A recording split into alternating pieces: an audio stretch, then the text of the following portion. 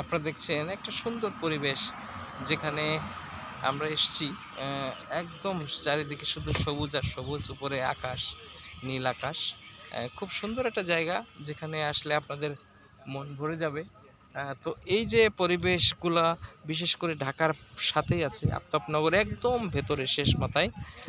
এটা পার হলে এই পাশে নদী, তারপরে অন্য গ্রাম, এটা ওই সাইডে চলে গেল। যেটা দেখছেন এটা হলো নারায়ণগঞ্জ, ওই পাশটা এটা ঢাকা, এবং ওই সাইডে মানে নারায়ণগঞ্জের রূপগঞ্জ থানা।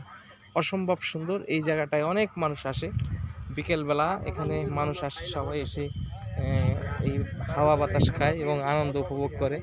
আর এই যে পাশে বসে মাছ মারছে, খুব সুন্দর একটা জায়গা।